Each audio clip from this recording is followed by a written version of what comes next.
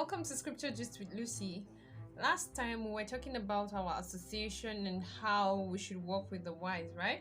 I want us to see an example in the Bible and a character in the Bible that worked with foolish counsel and how it turned out to be.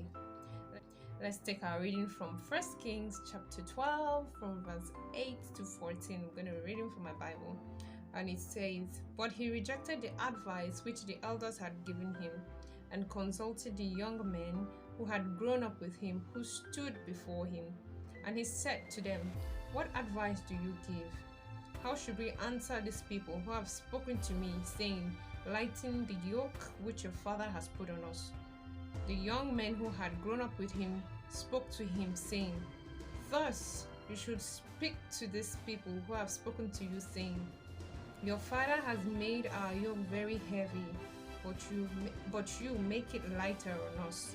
Thus you shall say to them, My little finger shall be thicker than my father's waist.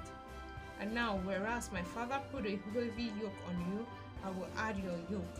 My father chastised you with whip, I will chastise you with scourges.' So Jeroboam and all the people came to Rehoboam the third day, as the king had directed, saying, 'Come back to me the third day.' Then the king answered the people roughly, and rejected the advice which the elders had given to him. And he spoke to them according to the advice of the young men, saying, 'My father will make your yoke heavy, and I will add to your yoke. My father chastised you with whip, and I will chastise you with scourges.'"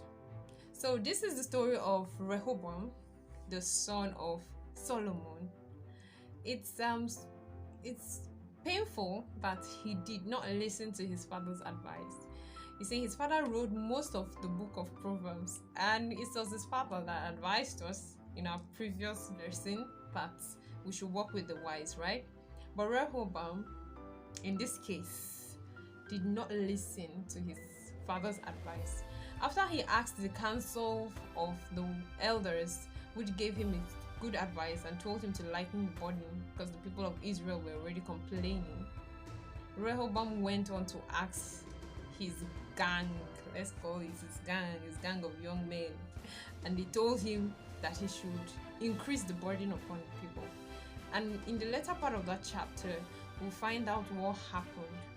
See, he worked with foolish people. He followed the advice of foolish people. You know, the young men that think that they know what is in vogue, the young men that think that they know what is happening, they know what's up. That's the people that Rehoboam followed, and it cost him the kingdom. The kingdom was divided from him, and he ended up ruling only Judah.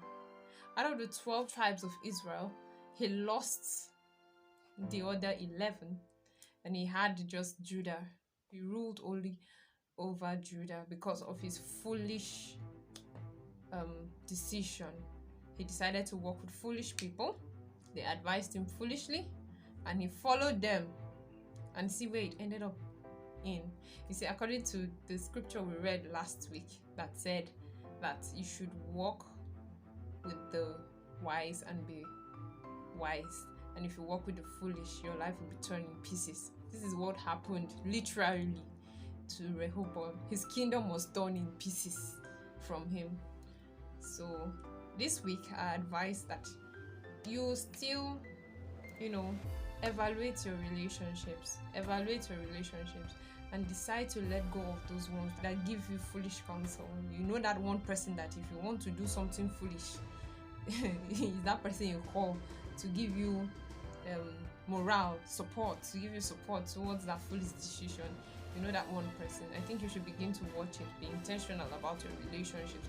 Be intentional about the people that you associate with. As you go about your week, this week, I need you to remember that he that walks with the wise becomes wise, and he that walks with the foolish is headed towards trouble, and his life might end in pieces. Please do not forget to subscribe, like, and share this video. This is Scripture Gist with Lucy. Until I come your way next time, be the best you can be. Alright? Bye.